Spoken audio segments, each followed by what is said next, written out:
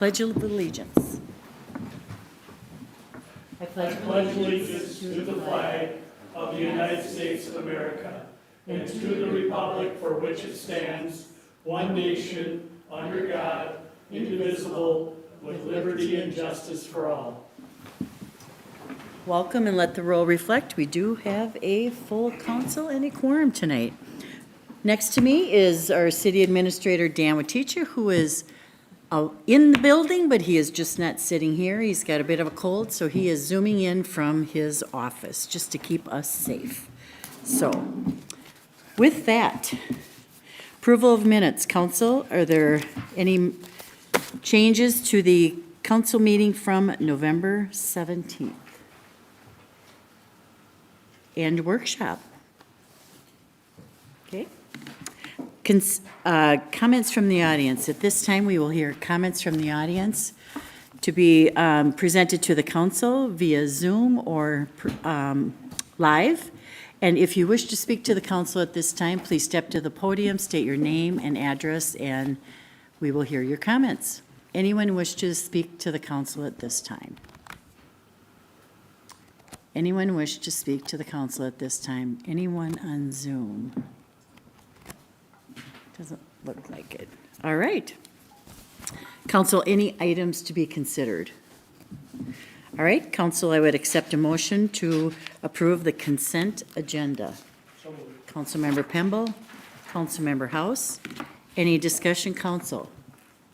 All those in favor of the motion state by saying aye. Aye. Opposed to that motion state by saying nay. And that motion prevails. Tonight, under awarding of contracts, we do have a public hearing for truth and taxation in 2026 budget. And for this item, we will have an introduction by Finance Manager Chris Idemiller, followed by a public hearing and several potential actions by the City Council. Welcome, Chris. Good evening. Welcome to everyone. As the mayor mentioned, it's our annual Truth and Taxation meeting.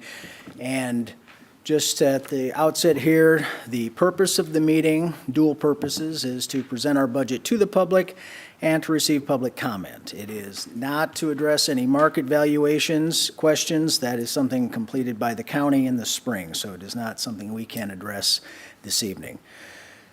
The council will be asked to adopt our final budgets, levy, and capital plans, if not tonight, by the end of this month. So typically that would be done by the 15th at the latest. While we build this budget, we try to focus on our city's core values as well as budget principles. We focus on providing basic city services and funding those services at adequate levels.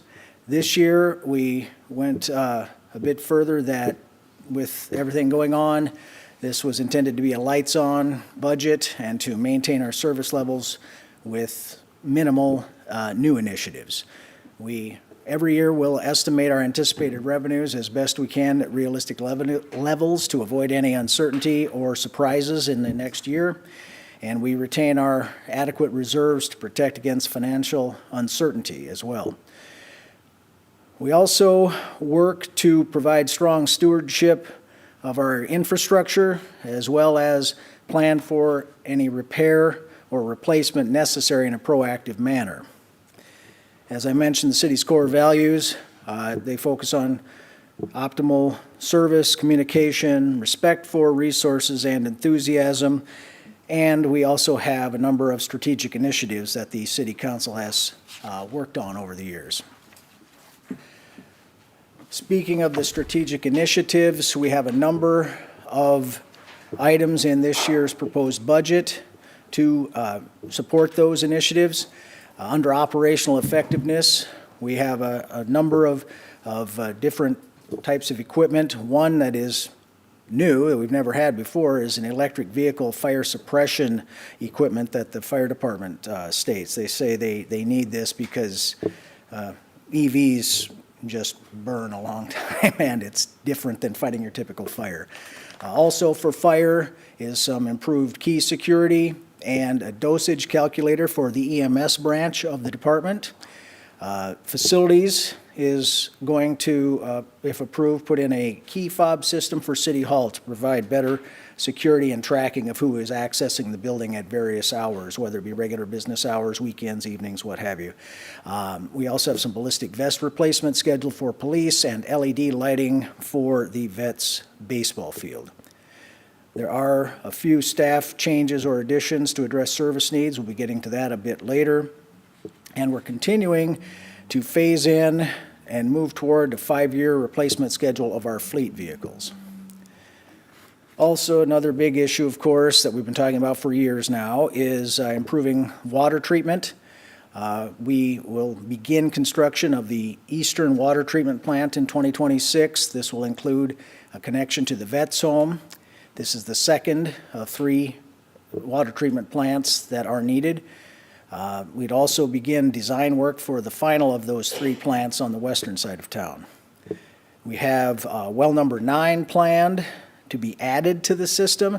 This will help with capacity needs, and also we hope will help make our case for additional funding from MPCA. And then as far as asset management, we want to continue addressing deferred maintenance of buildings. One of those, the biggest by far, is a new roof for the Public Works building. And then we have a trail project within the park system, the exact trail to be determined. We would hope to work toward ongoing funding for these types of projects. So the budget process begins in June every year. Staff starts with getting direction from council in work sessions that month. Then we would prepare the budget to address the goals and operational needs. And then throughout the course of the summer and early fall, we'll have budget discussions with the Finance Committee, who meets with departments, as well as city council workshops. And by the end of September, we adopt the preliminary budget and tax levy. After that, the county will send out notices of the estimated tax impact for all taxing bodies, so it'll be the county, the city, school district, et cetera. And then in December, here we are with the Truth and Taxation hearing. And again, we must adopt the budget and the levy this month. So what is in the budget? For the revenue side of the ledger, we have a 7.88% increase, about $1,580,000 in total. The proposed increase in September was 8.4%, so this has decreased from that to 7.88. Annual impact for a median valued home of $331,000 would be $153 annually, or $1,275 a month. About 44% of that was due to tax capacity growth, and the tax rate will stay almost flat, not quite, go up about just under 1% from 59,157 to 60.104. Looking at some other revenues, for the second year in a row, local government aid is essentially flat. We're getting a $6,600 increase. Increased interest earnings, though, are better based on the last year and a half's worth of earnings on that, so we increased that budget by $200,000. Also reflecting a trend in the market, building permit revenues are decreasing, so we're dropping that by $64,500. We are staying in compliance with our fund balance policies, but we are utilizing some reserves for one-time revenue for one-time spending. $500,000 of that coming from the general fund, $45,000 from the aquatic center fund, and $100,000 from the vehicle and equipment fund. So looking at our expenses, some key areas, looking at staff additions or changes, we're increasing an administrative assistant in Public Works to help with some work, take it off the plate of the city engineer. That person is already qualifying for benefits, so it's a $2,700 cost for that additional tenth of a position. The aquatics manager position, we are looking to increase that by 8 weeks. It's not a full-time position for the full year, but it's full-time during that season that it's needed. By upping that position by this amount of time, it qualifies the position for benefits. So that would be at a cost of about $23,008. There's an adjustment in human resources position, wage adjustment, about $4,100. There is an administrative, half-time administrative position in police for $37,800 approximately. And there is a 3.5% COLA, cost of living adjustment, for most employees. One difference in that is in the fire department. It's been determined recently that the firefighter positions our pay rates are lower than the market of peer cities. So in addition to that COLA, we're planning a 4% additional market rate adjustment for firefighters, and that is for 3 years, not for 1. So that is a 12% increase over a period of 3 years. And finally, under staff, we have election judge pay increase along with some supplies and equipment for those judges. Other key areas, we have, as previously mentioned, a $510,000 roof to replace on the Public Works building, and that is far and away the biggest maintenance task of the year. And then there is the police building HVAC system, and the Facilities Department is proposing that we split this up over 5 years. So it'd be about $20,000 to $22,000 a year each year, so to try to take out some of the peaks and valleys. So it'll be year 1 of 5 is $21,000. We also have a number of contracted services and IT maintenance contracts that have inflationary increases. So now turning to capital, we want to continue to emphasize public safety, infrastructure, and managing our capital assets. Some of the larger investments, $300,000 for a new dump truck for the Public Works Department, replacing 11 aging fleet vehicles, 2 of which are police squad cars. The grand total of those 11 vehicles, $693,000. Facility maintenance and repairs beyond the roof of the Public Works buildings, $161,000. $129,000 for information technology, replacing computers and other network equipment. And then the Parks Trail and the Vets Field baseball lighting, $150,000 for each of those projects. We have some bonding projects planned. The annual street project, $4.2 million, same as this past year. $2.3 million of that would be funded through GEO bonds and $1.9 million through utility revenue bonds. And that debt service in the utility funds was factored in our most recent rate study. Then we are looking at the second of 3 water treatment plants, this one the eastern side of town, that are required to treat PFAS and other contaminants per federal law. This plant would cost a total of about $22.3 million. The city's continuing to pursue revenue sources beyond revenue bonds that are paid by our water customers.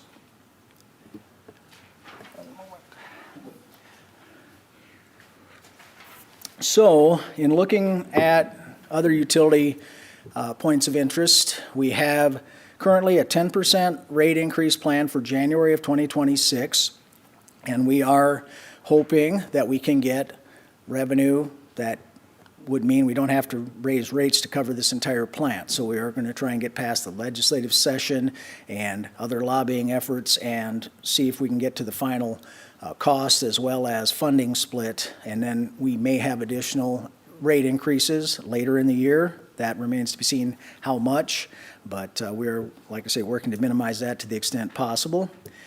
Other utilities, the sewer at 4.5% and stormwater at a 4% increase. Those match what was done for 2025 and just continuing the most recent rate study recommendations for those two. The utility capital items, as mentioned before, we've got the neighborhood project and the well number 9 and pump house. We've got sewer lining and mill and overlay and SCADA upgrade for water and sewer as we do each year. Also, we have the sewer lift station and pump controls and water quality improvement project. So just a very high overview here, 60.1% tax rate, 0.95% increase from 2025. The tax levy total dollars would be about $21,630,000, which is an increase of 7.88, and we'd have about a $216,000 amount generated by 1% of the levy. This chart shows our levy, our tax rate, tax capacity, those bars graphs that you see in the, I guess, kind of tan color. You'll see that that has been going up the most. We had pretty much a flat tax capacity from 24 to 25, but we are going up about 6% from 25 to 26. You'll see the green line there is the tax levy, and then the tax rate is that maroon bar that starts out the highest on the left and then comes in second highest on the far right. These next few slides, we've got some charts that are provided by Dakota County, just trying to compare us with the rest of the county, and the map's too big to fit on this one slide, so we just kind of get the northern part of the county here. But this is residential average tax and so Hastings at 549, Apple Valley almost identical there. You'll see some others that are a little bit less, a little bit more, but just kind of show that we're kind of in the middle for a lot of the county. Now showing commercial properties, same thing, average total tax for commercial industrial properties. Hastings at 7.4%, and then this is comparing, again, the same part of the county as the other, and it looks like we are one of the lower ones in that regard. So you've got some that are at or above 10%, and a few others that are around 8%, and a couple that are in the same ballpark as Hastings. And then this is market value, and here it shows that all residential homestead properties, 5.4 here for Hastings, and then some others a little bit less.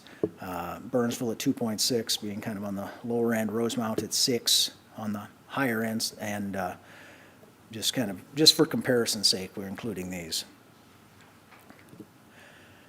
Our economic development component unit, HEDRA, we have a tax levy for that is separate from the city's operating levy.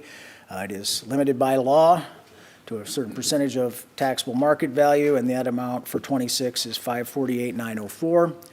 Total spending budget for HEDRA is $712,000. The difference between that levy and total spending would be HEDRA reserves. So to kind of give an overview, we again are making efforts to try to minimize the cost and accompanying tax increases from 25 to 26, focusing again on a lights-on budget. We did reduce the tax levy from the prelim amount. Asset management, we are of the belief that these are going to save the city money in the long run. The 5-year fleet replacement schedule, as one example, save a lot of money on repair and maintenance from just a few years ago. And then skimming, patching, and a mill and overlay are extending the life of the roads to delay reconstruction, which is quite a bit higher than either of these types of restoration. Also, we are continuing to address deferred maintenance in the various buildings. As touched upon briefly earlier, we're working where possible to phase in costs to avoid any large sudden increases. The 5-year process for facilities to upgrade the police department's HVAC system being one example. Another, the market rate adjustments for firefighters, having that divided up over 3 years. And then also, as far as outside funding or cost management, where possible, you purchase with government contracts to get better rates on a number of things. And the water treatment plant funding, we are delaying the customer rate increase that we could, if we were to factor in thinking we're going to need to have rate increases to fund the whole thing. We're trying to delay that while we have a little more time to pursue other types of funding. So tonight is Truth in Taxation and public hearing, and then we would ask that the city council adopt, when comfortable, either tonight or on the 15th, the budget and levies and utility rates. And then tonight is also the first hearing for our fee schedule. That would include, among other things, our utility rate proposal. That needs 2 hearings, so that would not be adopted before the 15th. I guess with that, I'd entertain any questions. Thank you, Chris. At this time, I'll open the public hearing, and then council we can discuss afterwards. So at this time, I will open the public hearing for the truth in taxation. Anyone wish to speak to the council at this time? Anyone wish to speak to the council at this time? Anybody on Zoom? And no one is on Zoom. Oh, sure, you may step up. Step to the podium, please. State your name and your address. Hi, my name is Les Helton, and I live in 802 Oma Court, right across from Oma Park. I'm here to discuss the tax rate increase, and I built my home 24 years ago, and with the intention of retiring out of there. I am 72 now and still working in order to keep my home. And it's not easy with these tax rate increases that you have. I don't know, a lot of people don't understand that as you get older, things happen. My wife passed away 5 years ago. She was an RN at Regina for 29 years. We built the home with intentions, as I stated, of staying there and retiring out of that home. But it's getting to the point now where just my single income, Social Security, and what I do work part-time just to keep the house. But it's getting to the point now with these tax increases that I don't know if I'll be able to stay in Hastings much longer. It's sad because I was raised here, I graduated here. And with the unnecessary, I see unnecessary wants, 4 TV screens in here. Spending that's not necessary. I mean, if a person can't read one screen, that's pretty bad.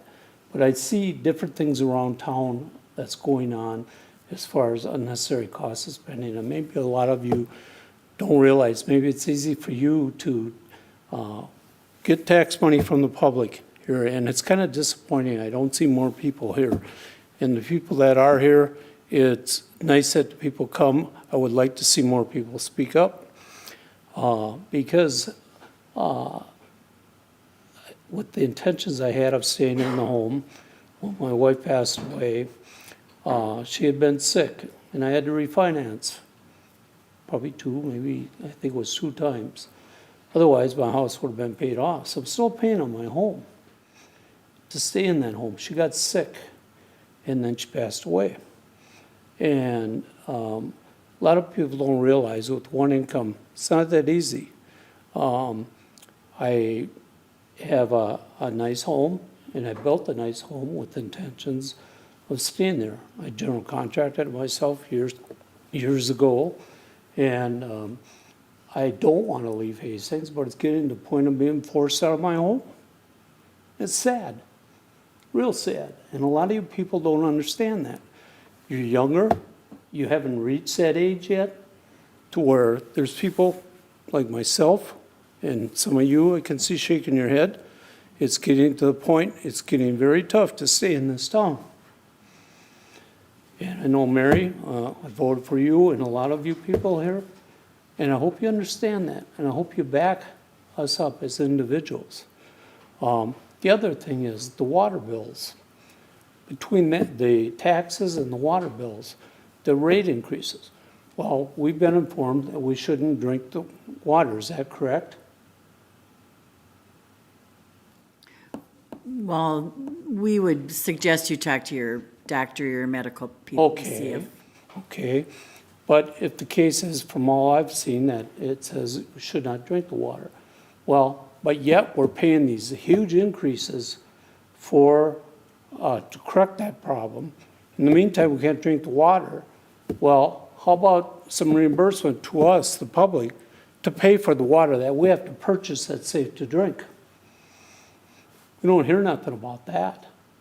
You know, it's frustrating with all the things going on. And I just wanted to voice my opinion and let the public know, and people of Hastings, especially younger people that are working nowadays, they probably got two incomes coming in. And it's easy for them, and I shouldn't say easy. Nothing's easy anymore with the cost of living, the way things have gone up in gas and groceries. And to try and to afford to stay in your home. And I feel sorry for families that have children in school that are paying tuitions for private schools. Truthfully, I don't know how they can make it. If I had to do it all over again, it would be real tough. I've been with the company 40 years that I work for. And I'll tell you, I'm fortunate that they've let me stay on, because I wouldn't be able to stay in my home otherwise. That's really sad. So how would you feel if you had your house, you built your home, and wanted to stay in that home until you retired, okay? And then all of a sudden you keep getting these tax increases every year. The city, the county, the school referendums. It gets to a point to where you can't afford to do it. I barely keep up, and I'll tell you, it's not easy for me. I love this town. I can see the necessary items that are costs that have to be done, and I understand that. But every year, this budget, the city budget, keeps going up and up.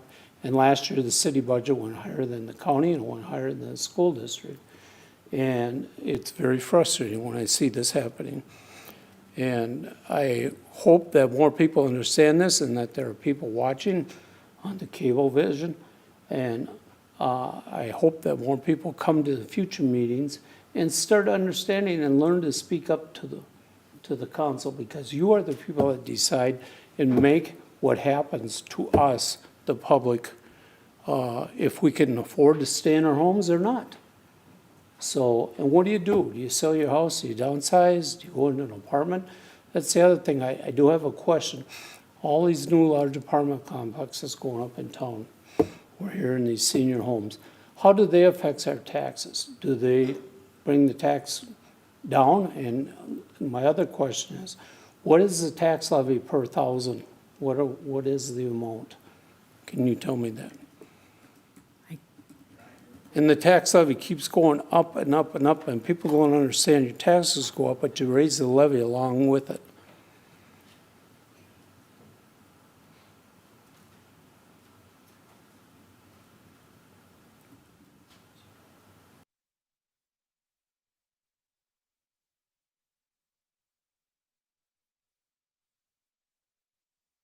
About $960 a year per capita, but I don't know what to compare that to with anything else, any organization.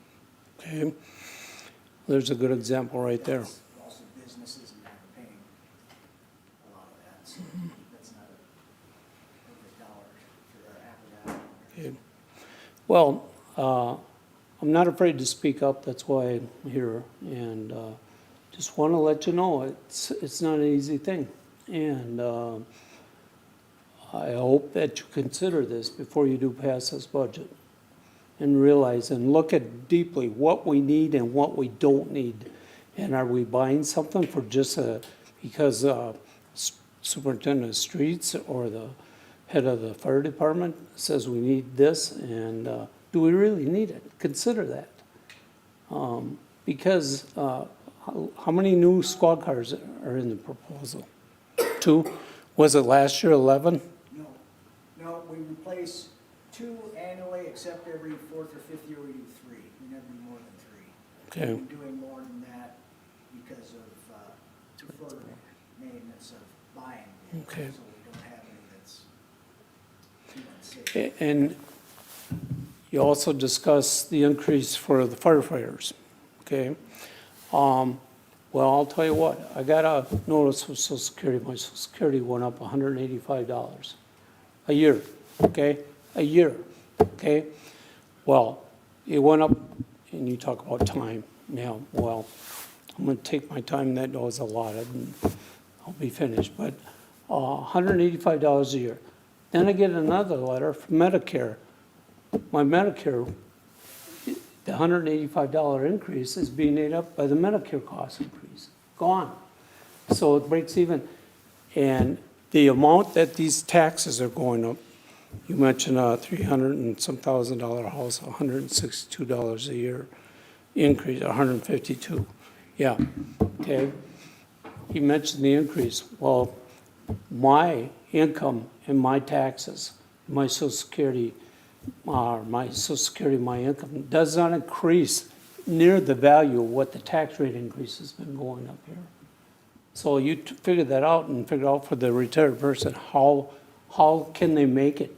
They have to work part-time, working at Walmart. Some of these people are 80, so I'm approaching that 80-year-old age, and it's not easy. So, but thank you. And I appreciate you taking the time to listen to me, okay? Thank you for your comments. Ditto. Absolutely. Everything is way too high now. It's not stopping. Just saying. Please step to the podium and state your name and address. I've only been in Hastings a couple of years. My name's John Larson. I live at 11 Rivers, but everything is going up. I mean, the rent's going up, your taxes are going up, insurance is going up, the grocery store is going up, and then there's all these little projects. And I understand a roof. $510,000 to do the roof? How many bids do we have? I mean, several. I mean, that's insane. I'm just saying.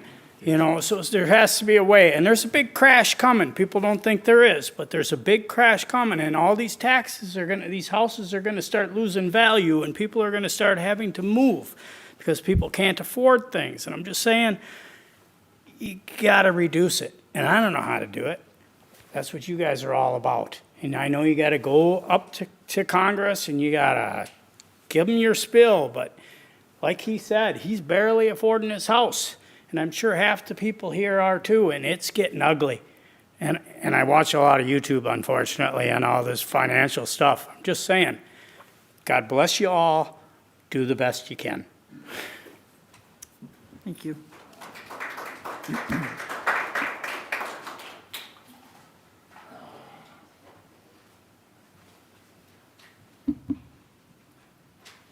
Kevin Lawrence, live at 411 19th Street. I don't know what, how they've come up with this as far as property taxes. My property taxes are supposed to go up 14.7%. My bill for the city is going up over 17%. I'm like, where, how, who gets that kind of an increase in 1 year? It's just, I don't know anybody that does. I really don't. I don't know anybody in the world that gets over a 17% increase in 1 year. And like I said, my property taxes are almost 15% in 1 year. What's next year gonna be? I mean, no, this is not sustainable. I don't believe that we can sustain increases like this. I don't know what else to say. I don't know what can be done, but it's just, no. 17% in 1 year from the city? It's, where do you get numbers like that? Where does anybody get numbers like that? I don't get it. I don't get it. Well, I mean, when people ask for a 4% increase or a 7% increase, I mean, I don't get it, okay? I don't get it. Something needs to be done, evidently. Something needs to be done here. That's all I got to say. Thank you.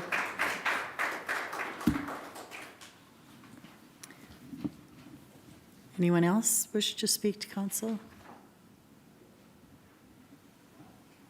Still no one on Zoom. Okay. One more time, anyone else wish to speak to the council about the levy?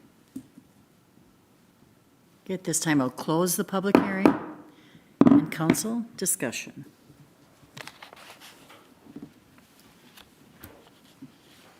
I will say, council, we do have 4 items, and I think we should do it separately because there are 4 different motions to be needed. Okay, Councilmember Pemble. First off, Chris, there's a mistake in your presentation on the picture of what the road rebuild program is for 2026.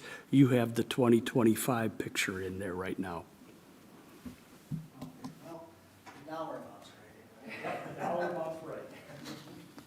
So the proposal is Pleasant and Fourth, correct? Yes. Okay. Councilmember Pemble. I guess I will comment on some of the things that I heard this evening is that no matter how you look at it, I don't know any place else in the county that you're going to be, or even in the metro area, where somebody is going to move and have a better tax evaluation. I know that it's difficult, and when the county comes and they look at what the property price value is, and it's based on the previous year's sales in the area that you live. So if a lot of houses in your area sold for a lot more money than probably what people think, that drives up that cost. And you're looking and saying, well, how did my costs go up? I mean, I'm looking at my own home, and we've been there 45 years, and I think I paid like $83,000 for it 45 years ago. And now the estimated value is like 235, 245, something, or 445, excuse me, 445. So, yep, but that's been 45 years in the making, and wages go up, costs of, like fleet vehicles keep going up. You can't say that you're gonna go buy a truck I don't think you can buy a dump truck for 100,000 anymore. It's 300,000 or 400,000 just to buy a truck. Well, everybody wants their roads plowed in the wintertime, and that's what those trucks do. You put a blade on them and a side wing, and they're digging in and they're doing the city's work to maintain the property. We've got like 110,000 miles of street, or 110 miles of street in the city limits, and I don't know how many miles of sewer and water that has to be maintained. And we continue still having breaks because some of it is 50-plus years of age, and that clay tile that it was put in with breaks, and we have to keep after that. And so, yes, it feels very inconvenient. I think part of looking at the overall county estimates, we're not as bad as some other places in the county. Now, it wasn't too many years ago that Hastings was like at the top because we had a bunch of property sales that raised up our property value. Well, they're over someplace else in the county raising property tax values. So we're probably not, and it shows in some of these displays that Chris had put up here that, we're not at the top, we're more at the bottom of overall the county in these different areas. Yes, it's expensive, I hate that, but we cannot go without services in this county or in the city. And that's part of the big problem when you look at it. Yes, that overall cost bites the property owner in their wallet. But we need to provide those services for the people that live in this community, and that makes it very difficult. And I'll get off my horse and be quiet for a while. Thank you, Councilmember Pemble. Councilmember Verichov. Thank you, Your Honor. Thank you to those of you that came out tonight, and thank you for speaking. You know, we've joked a little bit before that these are not often well-attended meetings, and so we want to hear from our neighbors. And a reminder that we are your neighbors. We live in your neighborhood. I live just down the street from here in Cowtown, where a house recently sold for over $1 million. Is that something that probably a lot of folks in Hastings thought that they would ever see, a house in Cowtown going for $1 million, admittedly on the river? But I promise you, as somebody that sits on the finance committee as part of this group, that these are decisions and conversations that we have for months and hours and hours and hours, and we go back and forth with staff making recommendations and where can we make cuts and what makes the most sense in terms of being good stewards of our community and making sure that you get all of the services that you've come to rely on in this community, growing up here, living here, retiring here, like Les was talking about. I mean, I hear you, John. I hear you, Calvin. We understand. Like I said, we are your neighbors. I'm thankful that you all came tonight. I'm thankful for your input. I don't want to speak for others, but I know this group pretty well, and I would say that there's not a person up here that wouldn't love to talk with you after this meeting, that wouldn't love to meet you for coffee or a beer or something and talk more about this so that we can have a better understanding. I get it. It's expensive. We hear you. Thank you for being here tonight. Can I completely switch gears, Mayor, and ask Chris something? Since we're talking about the point that even smaller amounts and a much larger budget can have, can you remind me, building permit revenue forecast decreased by $64,000? What was that about? Less building. Thank you. Councilmember, it's just slowdown in the market. Less building going on, fewer permits being issued. Simple as that. Could I then also deduce that less building going on, less permits being issued means less people moving to town, more people then having to carry a higher tax burden? I don't know. I mean, we've got some of those apartment buildings going up. There could be people moving in there. We did reduce a vacant building inspector position this year to try to keep costs down. So that is one step we took for the building department in particular. So. Can I make one more comment, Mayor? You may. Thank you, Chris. I know that you and your team puts an enormous amount of work and energy into this. I know that this isn't easy. I know that there's a lot of cuts and a lot of back and forth, and hearing from department heads and the fire chief and the police chief and yourself and folks saying, this is what we must have this year to continue to provide, safety and resources for our neighbors. So thank you. I know there's a lot of work that goes into this.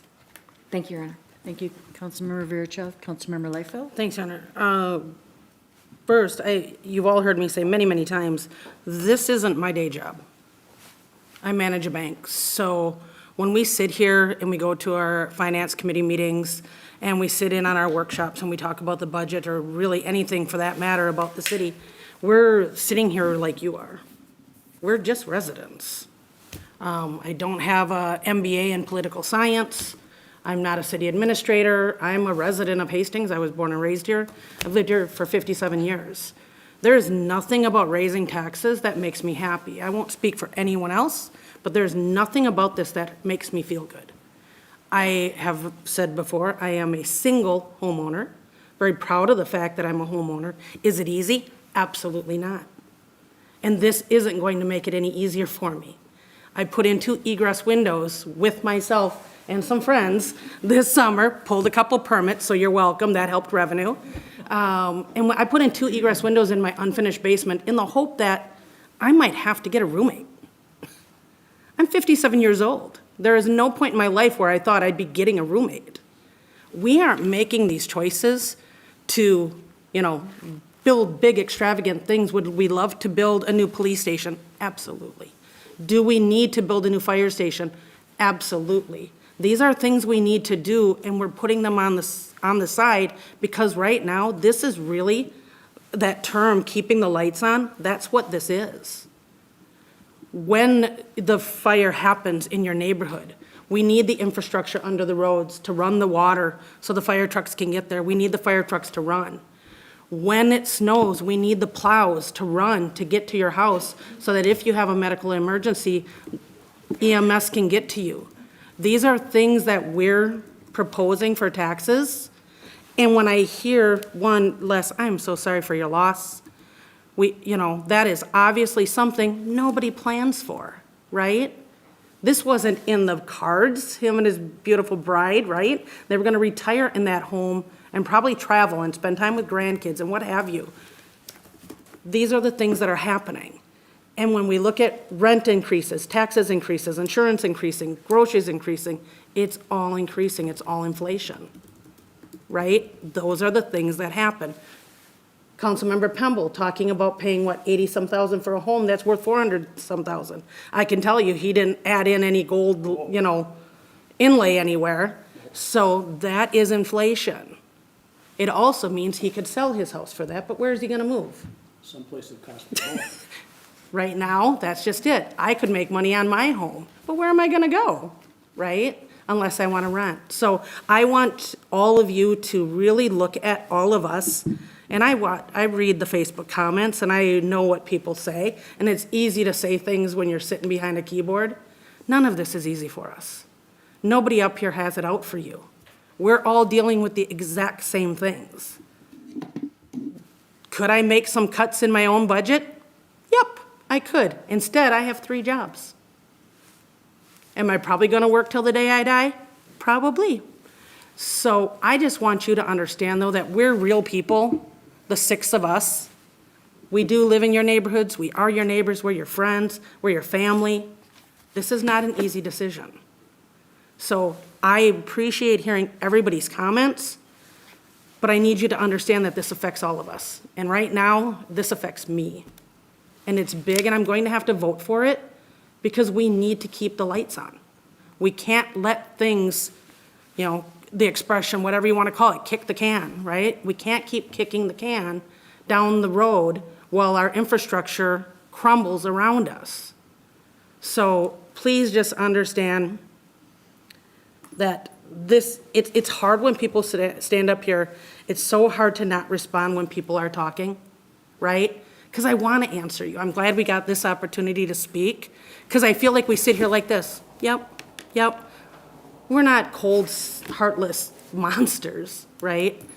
We have to do these things. And if I had a crystal ball or a wishing well, obviously we would make it all go away, but we can't. So please just remember, we are human too, and this is affecting us just the same as it's affecting you. And some of us, it affects more than others. We get that. I get that. So thank you for coming tonight and speaking, and know that this is not something we're taking lightly. Thank you, Your Honor, for the time. Thank you, Councilmember Liefeld. Councilmember House. Thank you, Your Honor. I just want to say I appreciate all that Finance Committee has done, Chris's team on finance, and I want to congratulate or appreciate everyone who's came out and spoken today.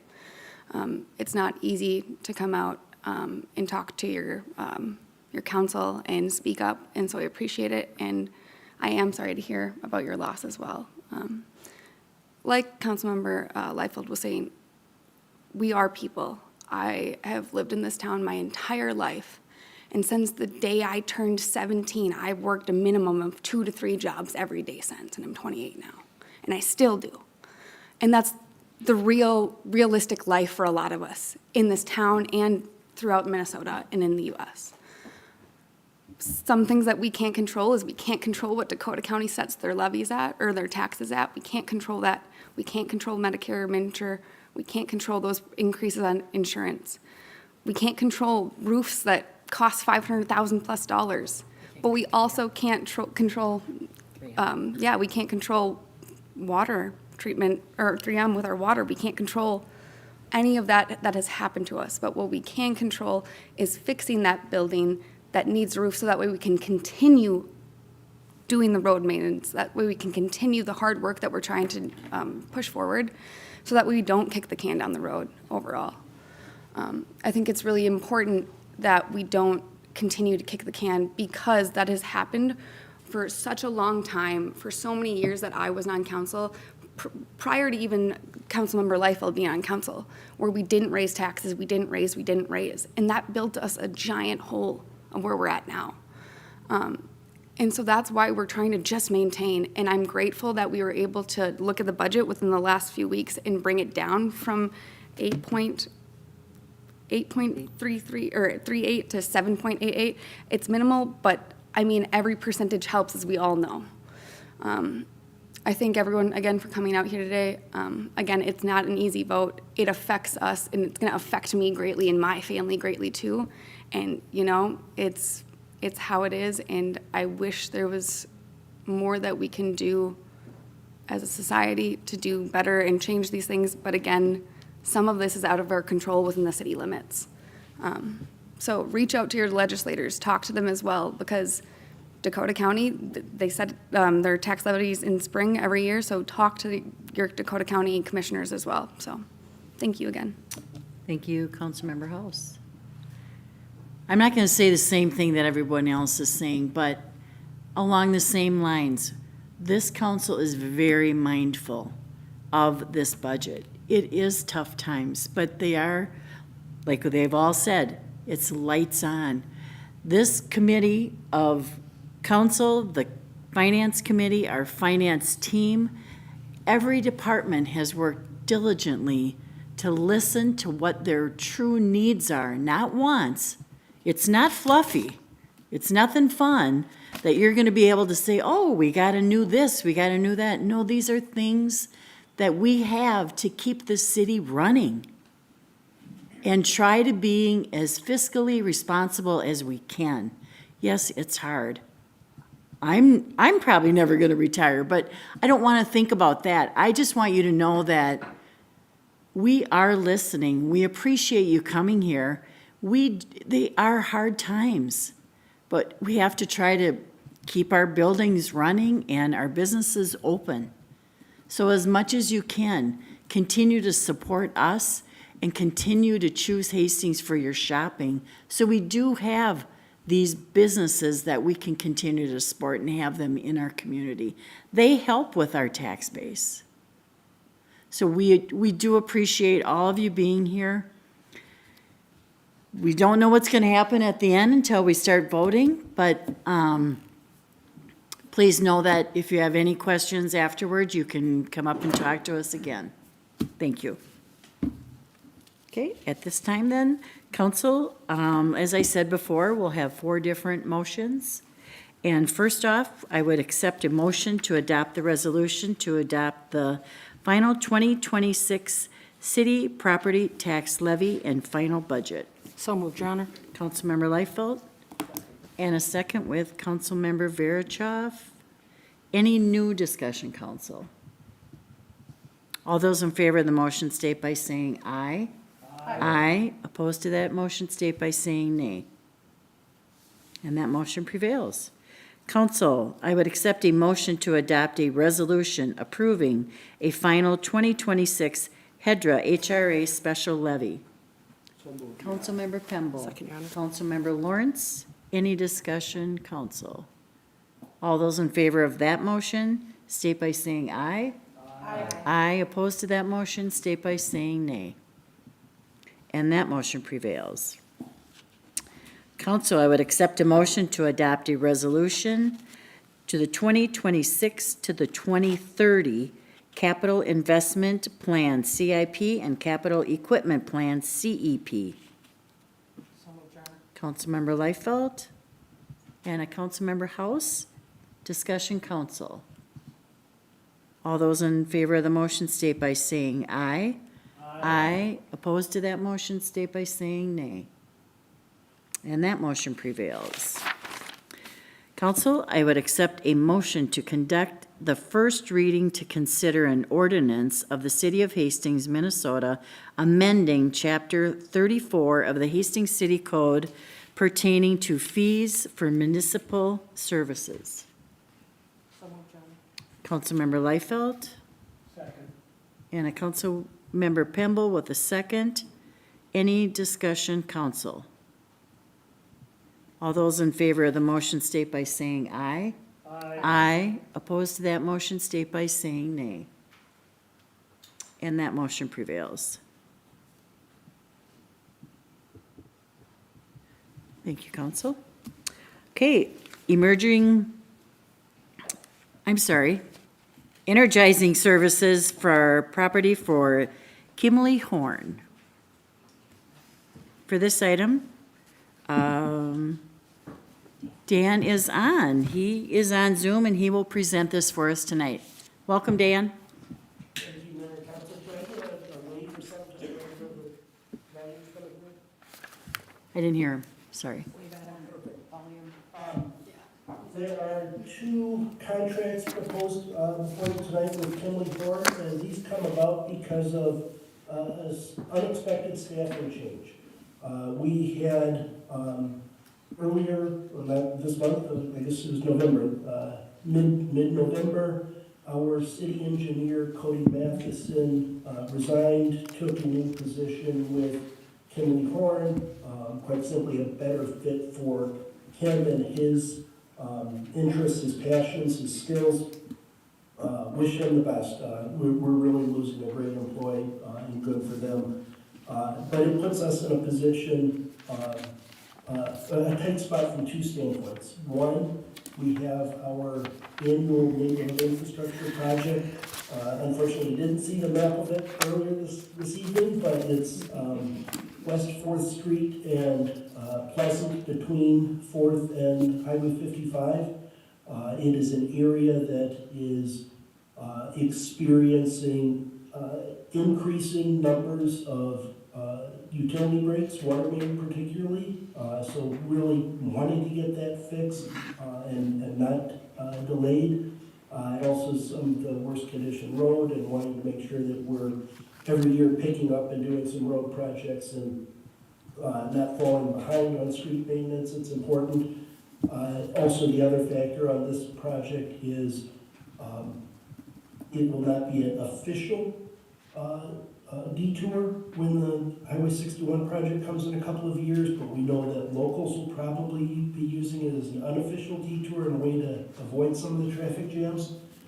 So we'd rather get it fixed ahead of that additional traffic load.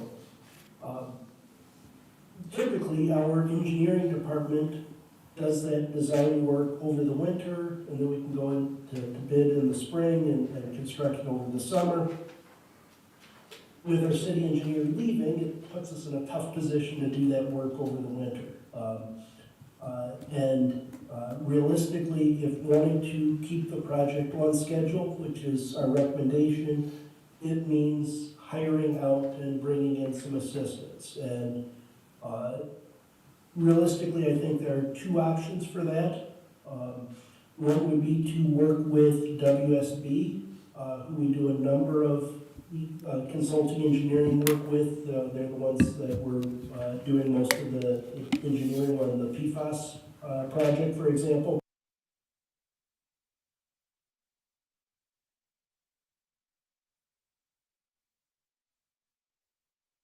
And this is the one that we're recommending. Cody Matheson has started our design work as we went into winter, so maybe we're at the 30% point on the design for this year's project. Recommend sticking with Cody, essentially, to carry it through so that we can put it out to bid, carry it into the assessment process, answer questions of the public about the project, decisions that were made on it, some limited oversight of the construction, basically just sort of verifying the quantities and making sure that they're pulling together the pay requests appropriately, not construction management, but some of the administration on the project. But really, that's the point of recommending hiring Kimley Horn to help us keep this important project on schedule. Otherwise, we'd be looking at delaying it to a future year and seeing increased water main breaks and difficulties with that, as well as not maintaining a road project every year. The second, and that the cost estimate on that is $254,000. That is a not to exceed number, so if the actual hours come in less, and I think they probably will with some familiarity with the project and what typically would be needed, I think it's probably coming in under that. It's a not to exceed number. The actual cost would be based on billed hours. The second Kimley Horn proposal is also to work with Mr. Matheson. Estimated 8-10 hours a week. Some weeks it is 0, some weeks it may be higher, 15-16. But essentially it's a matter of until we get a new city engineer, probably advertising it here in mid-December. It takes some time to hire that individual on, and until that individual is up to speed, there'll be things that come up that, while we're short-staffed, we need a little bit of help. Maybe it's something related to a crosswalk or a culvert. And if Cody's been involved in the development that crosswalk is adjacent to, we can probably turn to him and get it answered or figured out, or a little bit of engineering on it in 2 or 3 hours, where if we work with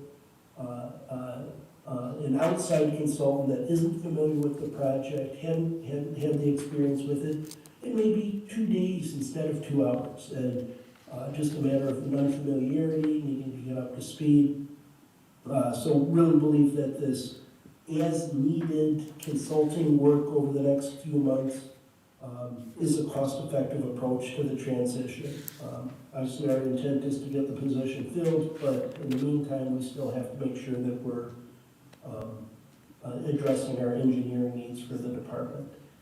With that overview, I can take your questions. Thank you. Thank you, Dan. Council, any questions?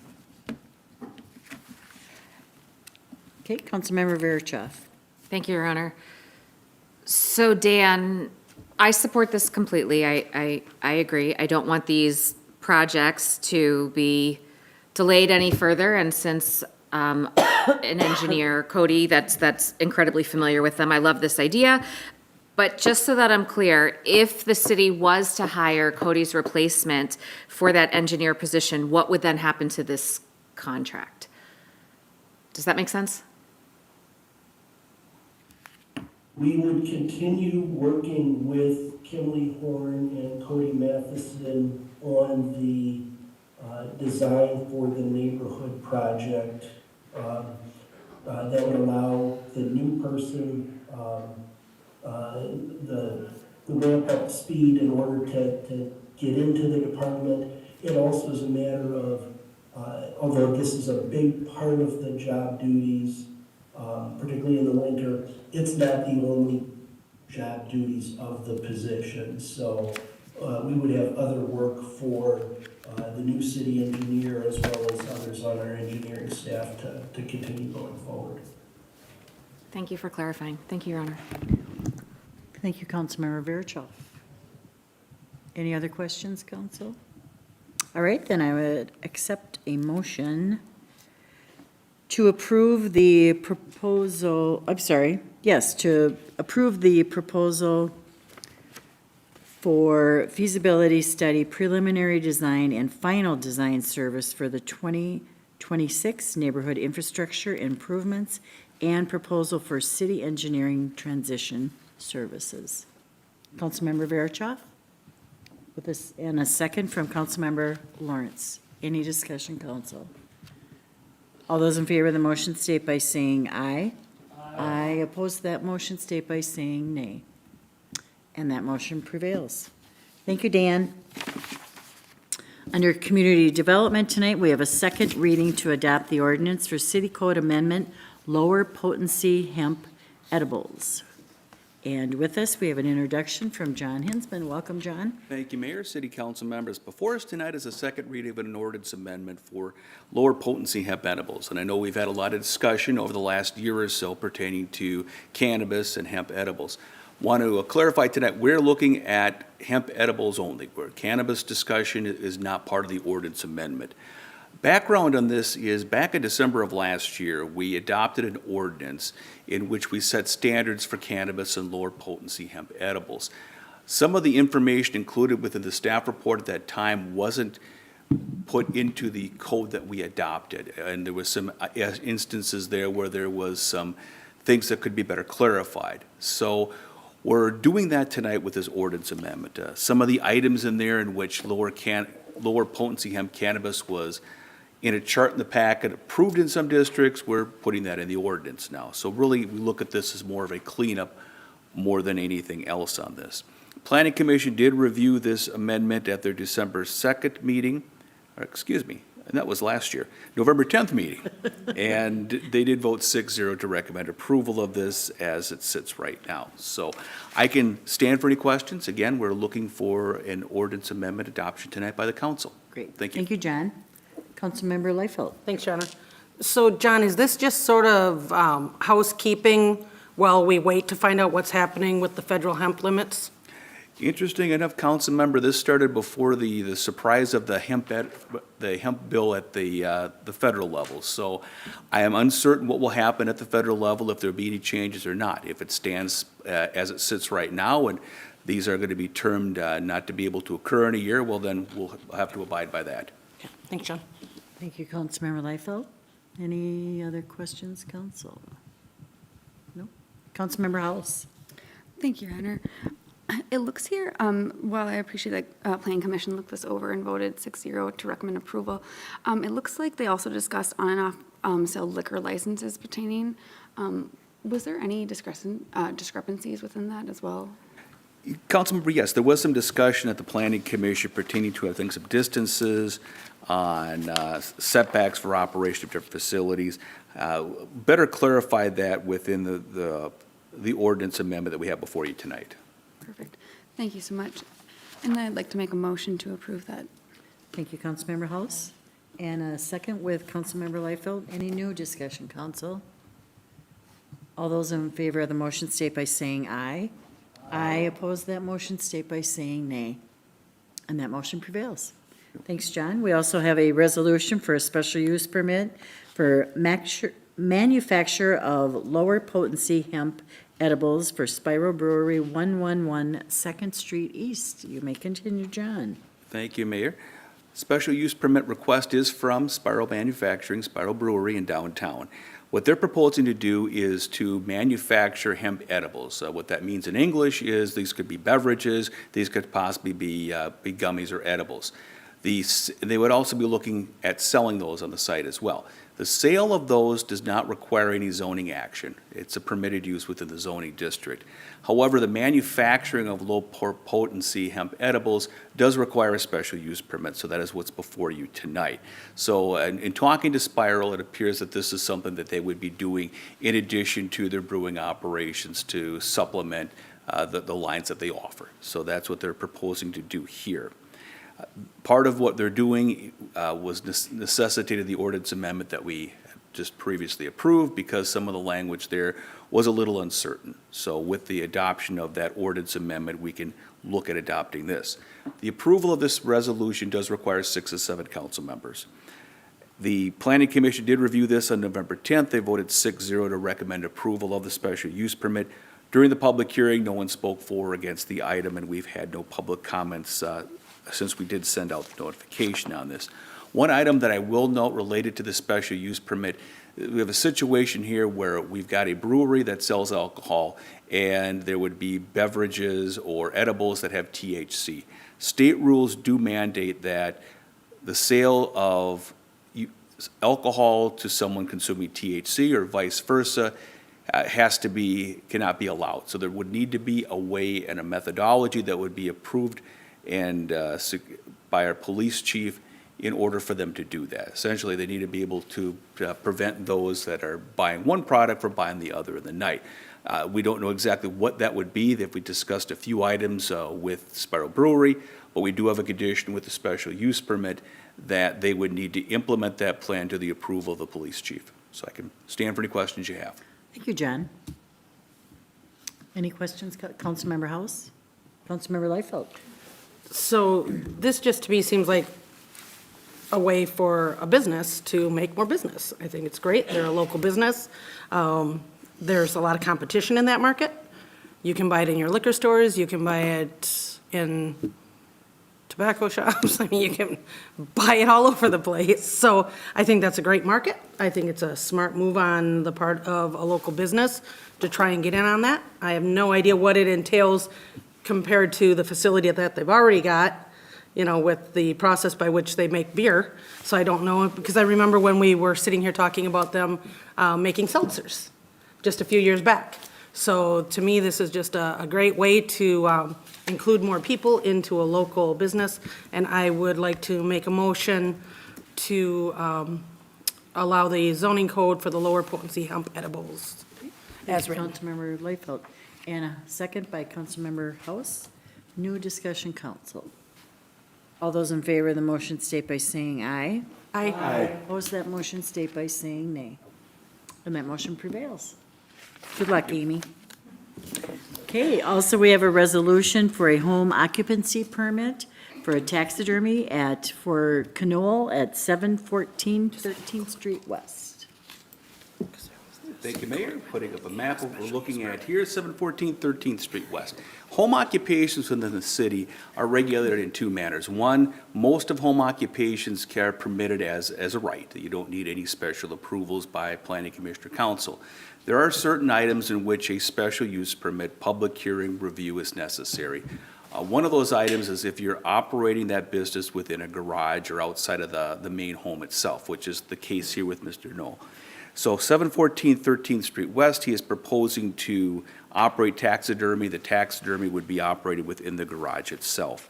We did send a public hearing notice out on this one, did not receive any comment back. Planning Commission also voted to recommend approval of this at the November 24th meeting. The operation itself, as I said, would be within the garage. This is a picture of the home here. This is a picture of the driveway garage area towards the back of it. Hours of operation would be pretty common, 8 to 4 p.m. Monday through Friday. Usually, we're looking at having one customer at a time with a home occupation. During hunting season, there might be a little more than that, but it's going to be a little more seasonal on it. But we do believe that the amount of traffic that would be generated by the home occupation is certainly would have adequate parking within the neighborhood to handle it. So we are recommending approval along with the Planning Commission, and I can stand for any questions. Thank you, John. Thanks. Councilmember Liefeld. I love this for are these Knolls or Knolls? Knolls? It's a good These are question. Knolls. Joe Never Knoll. sure which one's which. I can't imagine how many people around town are doing such things without having all of the proper things in place. So this is fantastic that we've got a resident who wants to do right and register and get the proper permitting. So I think this is exceptional, and I would make a motion to approve this resolution as well. Okay, thank you, Councilmember Liefeld. Councilmember Pemble? I'd second that motion with one question. We already do have a taxidermy set up in town, right? Is that correct? They closed. Perhaps, I'm not certain. Closed now, fine, okay, so this would be the one and only. Very good. He's taking, Oh, that work? yeah. I stand with a second and no other comment. All right. Thank you, Councilmember House. Pemble. Any discussion, council? Okay, all those, yes, Councilmember House? I do have one question, actually. Will all taxidermy work be done in the garage? I was asked by a resident. Councilmember, that's my understanding, is that the business and the process, it would take place in the garage. Fantastic. Also, I would love to get in contact with you at some time. Okay, Councilmember Beck? Just a really quick clarifying question. That would be the garage that the business is in, and not the one on the front of the house. That's a very good Correct. question. I saw two garages. It's the back garage. Detached Thank garage, you. yep. The back garage. I highlighted that, yes, detached garage, thank you. Thank you, Councilmember Beck.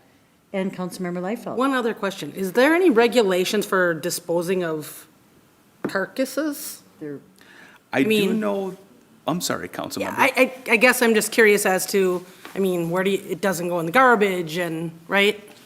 They have a separate, There is a licensure I know that is required for taxidermy. I don't know if that has regulations pertaining to disposal of things that aren't needed. Thank you, John. Okay. okay, thank you, Councilmember Liefeld. No other questions? And we do have a motion. All those in favor of the motion state by saying aye. Aye. Opposed, that motion state by saying nay. And that motion prevails. Thank you. Great for them. All right, we also, first meeting of the month, we do always have a PFAS update. So with that, Dan should be rejoining us again for that. Welcome, Dan. Thank you, Mayor and Council. As you noted, this is just informational, but I can certainly answer any questions you may have. However, there's no action recommended tonight. And it's a matter of this is repeatedly, we've said this is sort of the big topic in Hastings. It dominates many of our discussions. We just wanted to make sure that we're providing frequent updates and clarification and understanding for our residents.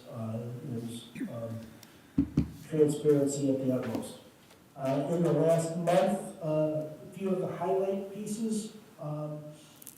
In late October, early November, we had visits from the Senate and House Capital Investment Committees regarding our request for state bondings, state financial assistance for our water treatment project. Both meetings were well attended, engaged, well received, so I think it was positive, but obviously it was just one step in a lengthy advocacy process, and we will continue to meet with legislators during the coming session, hopefully have additional chances at hearings in front of committees as we've had in the past. Typically, any bonding bill is a late decision in May by the legislature. So, long process. The other piece, which I should note that is not included in the memo, because it's not really ours, but a chance for additional advocacy. I know that the last 2 weeks, our communications department's City Hall update, the email newsletter, had a piece about Minnesota management and budget. MMB has a brief survey, I think, through Monday next week. I think the 8th is the last day.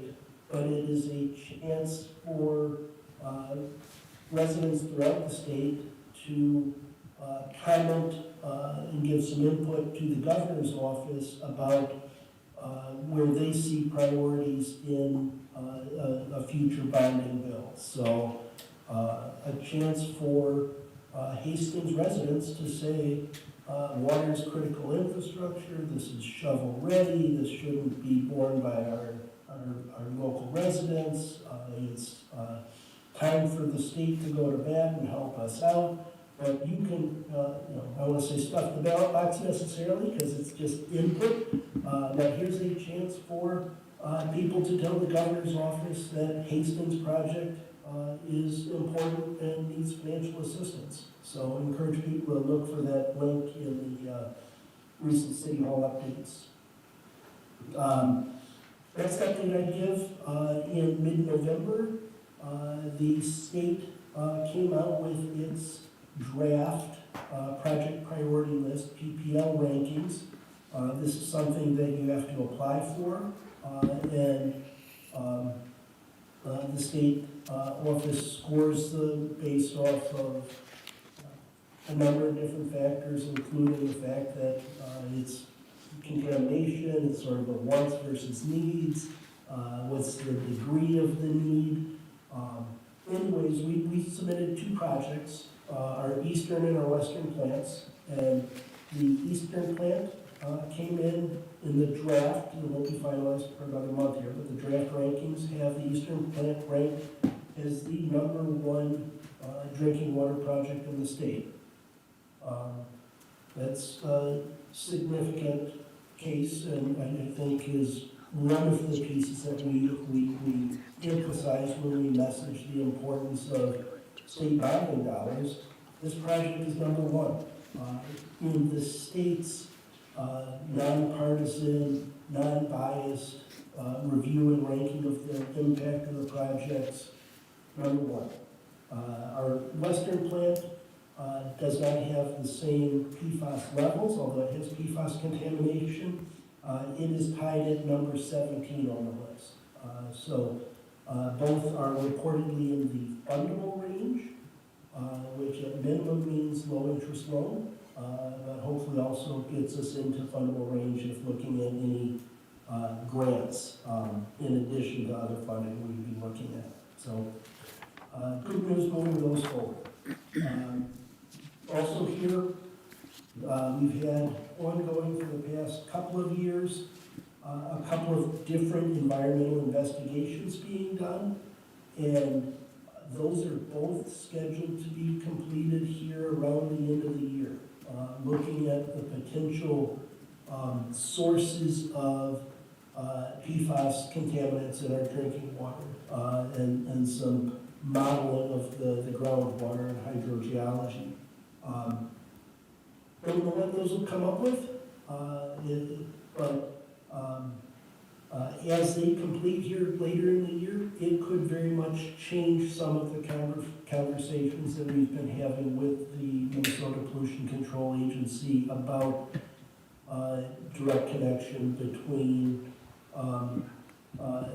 one of the 3M disposal sites in Washington County and our drinking water.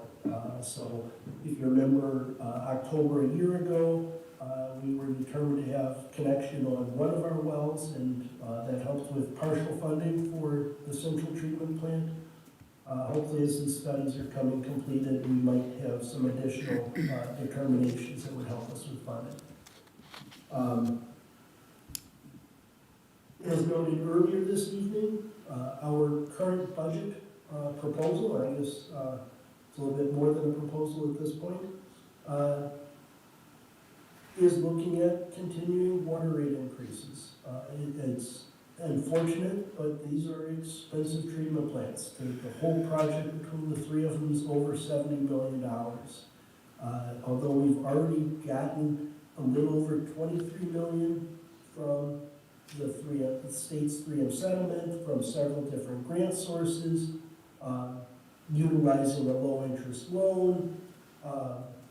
Even with all that funding, we're still looking at over 150% increase in our water rates between 2024 and 2028. And completely recognize that's a budget buster for all of our residents and our businesses.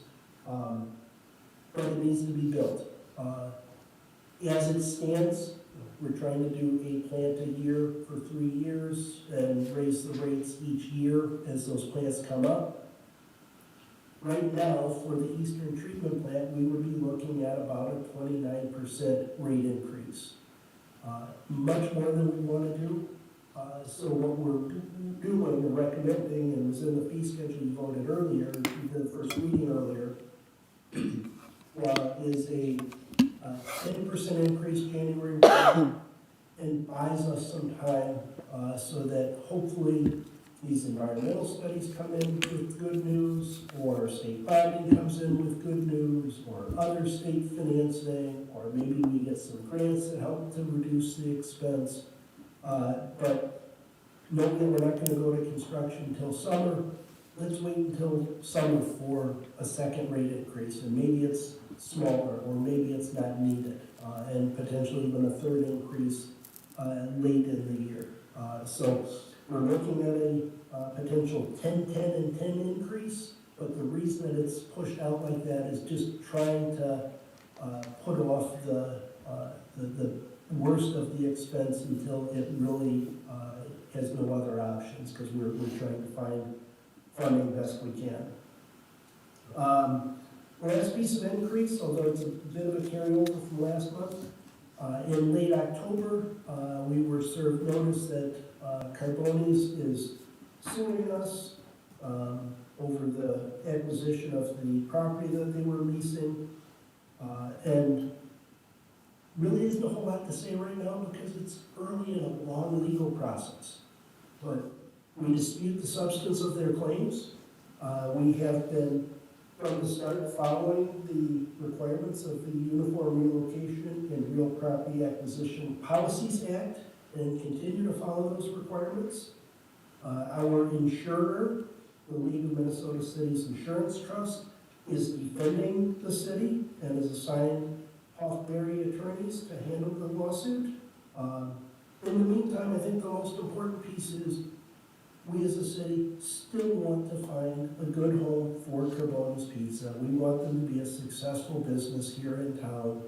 We're still following the legal requirements for providing them with relocation benefits. And that process will continue, let's say completely in the background, but over on the side, here the lawsuit piece will proceed. And really it's just a process, and it may take a couple months, it may take a couple of years. But it's more of a procedural piece to go through. I'm not that worked up over it. I know there's a lot of people that see drama around a lawsuit, but really it's more of a process, and I note it, but I'm not overly concerned about how it would have to play out. With that, I can certainly take any questions council may have. Thank you. Thank you, Dan. Council, any questions? Okay, thank you. Also on the agenda is the 2026 budget, but we addressed all of those earlier in the meeting. Council, any announcements? Okay, I do have a few. Dakota County is hosting an open house about the upcoming County Road 42 project on Wednesday, December 4th at the YMCA, and that starts at 5 o'clock. We have a new mural at the Civic Arena. Thank you to the artists Lily Lennox and Nico Alexander and the Arts and Culture Commission. There is a ribbon cutting at 3:30 this Friday, December 5th. Enjoy the CPKC Holiday Train and free holiday concert by American authors and Pink Beard on Friday, December 12th. Bring a food or monetary donation for Hastings Family Service. The train estimated arrival time is 8:30 p.m.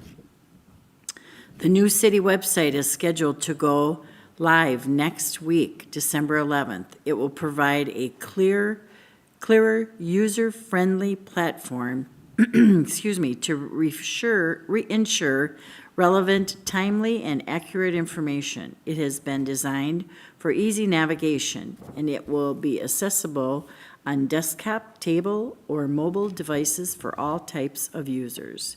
City offices will be closed from 11:30 to 1:30 on Thursday, December 11th, for the city employee holiday party and staff recognition. Hastings Prescott Art Council Annual Gala and Silent Auction is Sunday, December 14th. You can attend in person or online. And recycle your old lights with the Hastings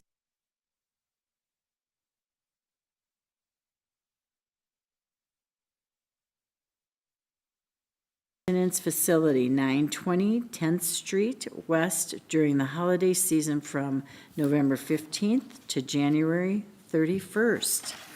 December 8th, Monday, December 8th, meetings, 7 p.m. Operations Committee is meeting.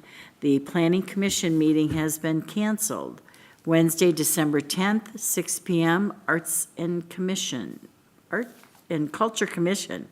Thursday, December 11th, 6 p.m. HEDRA. Monday, December 13th, 7 p.m. There is a city council meeting.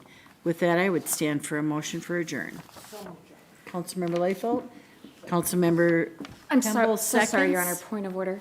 I'm so sorry. Just one quick note. I was just looking at all of the announcements, and it seems like one was missed. Could I just bring it to light? Would that be permissible before we adjourn? Of course. It's happy birthday to Mayor Fassbender. Another year older. With that, a first and a second, no discussion. All those in favor of the motion state by saying aye. Aye. Opposed? opposed to that motion, state by saying nay. We are adjourned. Weisenheimer. Why would you even print it on there?